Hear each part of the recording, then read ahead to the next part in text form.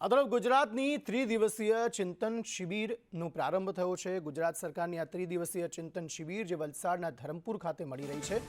મુખ્યમંત્રી ભૂપેન્દ્ર પટેલ આ ચિંતન શિબિરનો બપોરે પ્રારંભ કરાવવાના છે। સામૂહિક ચિંતનથી સામૂહિક વિકાસ તરફ આ શિબિરની થીમ છે। મંત્રીમંડળના સભ્યો અને અધિકારીઓ આ શિબિરમાં જોડાશે।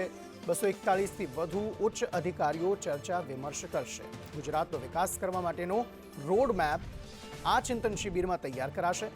ચિંતન શિબિરને લઈ મુખ્યમંત્રી ભૂપેન્દ્ર પટેલે કહ્યું છે કે વિકસિત ગુજરાતના નિર્માણ માટે વિચારોનું શેરિંગ કરીશું। ચિંતન શિબિર વહીવટ અને જનકલ્યાણમાં ઉપયોગી બનશે।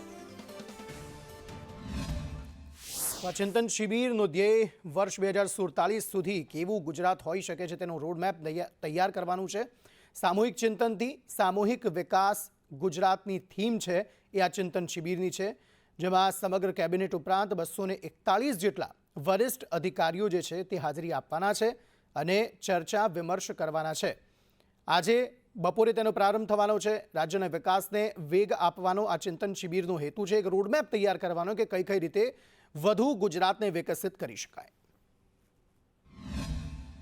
દિવસ આપણે ગુજરાતને કઈ રીતે સારી રીતે વિકસિત કરી શકાય, કઈ રીતે આપણા લોકોનું જીવન સમૃદ્ધ બનાવી શકાય, સાથે જીવન સ્તર કઈ રીતે સુધારી શકાય, એના માટે 3 દિવસ ગહેન ચર્ચા થશે, પ્રેઝન્ટેશન થશે, ડિબેટ્સ થશે અને એના થકી આપણે ગુજરાત રાજ્યને હજુ આપણે કઈ રીતે વિકસિત થઈ શકે એના માટે પૂરો પ્રયાસ કરવામાં આવશે। જી, વલસાડ માટે એકદમ ખુશીની લહેર છે, કારણ કે આટલું મહત્વપૂર્ણ જે ચિંતન શિબિર છે એ આપણે વલસાડ જિલ્લાને યજમાનપદ મળ્યું છે। એના થકી વલસાડમાં આ પૂરું ગુજરાત સરકાર આવી છે। ગુજરાત સરકાર પણ અહીંયા જે આપણી હાલ પરિસ્થિતિ છે ને કઈ કઈ રીતે વસ્તુ વિકસાવવાની છે એના પર પણ વિશેષ ધ્યાન આપ્યું છે।